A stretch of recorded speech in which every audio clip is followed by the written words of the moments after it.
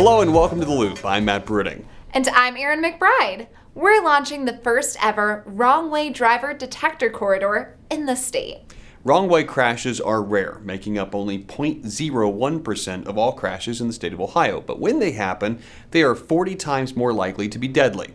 After looking at several factors like 911 calls, wrong way crashes and incidents, alcohol-related crashes, and alcohol-serving establishment locations, we found I-71 from downtown Cincinnati to the Hamilton-Warren County line was among the top locations for wrong-way drivers in the state.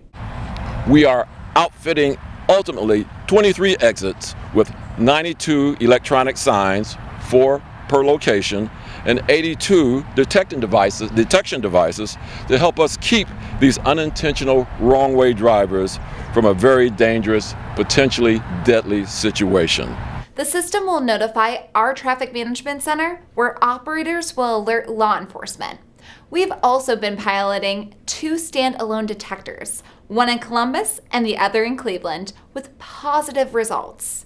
Here you can see a wrong-way driver turn around and drive the other way.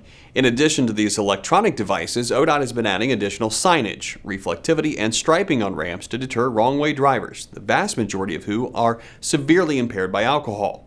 We focus these efforts on these 17 Ohio counties with the most wrong-way crashes or interchanges.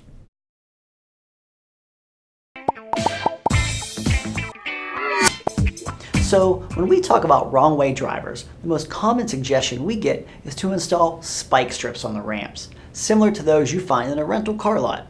Now look, that seems like a no-brainer, right? Wrong. This idea has been studied multiple times, all the way back since the 1960s. In fact, the latest study done by our friends over at Texas DOT found not only would they not work, but they'd actually present a significant danger to the traveling public. Among the reasons, these devices are typically installed where speeds don't exceed 5 miles per hour and traffic volumes are very low. Using them on ramps would lead to significant backups. In testing, tires didn't deflate fast enough to prevent the vehicle from getting onto the freeway, and the spikes broke off, deflating the tires of vehicles that were already going down the right way of the ramp. They also found that debris and ice and snow built up on them, preventing the spikes from retracting back into the ground. Of course, the biggest reason our engineers aren't considering them, well, they aren't in compliance with the Manual of Uniform Traffic Control Devices, or Matt Brunning's favorite, the MUTCD. Who knew? Oh, and by the way, Jessica in District 2, here we go. Thank you so much for the cool hat. I absolutely love it. And guess what? Just for you, I'm going to send you a cool pair of the new construction orange color Who Knew sunglasses. Move over, slow down. We keep repeating it because it's a very important message for the safety of our crews and the motorists who drive by them.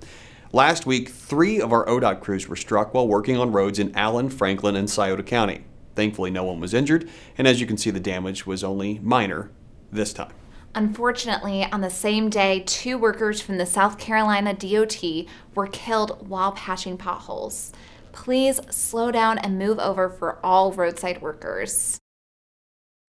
Flooding in June caused enough damage to roads and bridges to merit seeking federal emergency assistance. Governor Mike DeWine declared an emergency in 63 Ohio counties, making them eligible to apply for the federal aid. Crews will be doing more detailed assessments and compiling a list of specific locations in the coming weeks. Work Zone 360 is one of the things you can see at the Ohio State Fair, puts you inside a work zone. The fair wraps up this weekend, so if you go, be sure to stop by our booth in the Bricker Building. We had a special guest, Governor Mike DeWine, stop by to check out all the cool things in our booth. Very cool to have the governor stop by.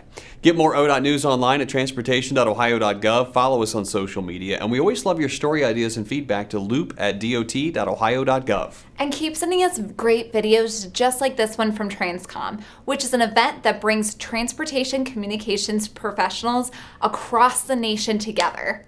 And now you're in.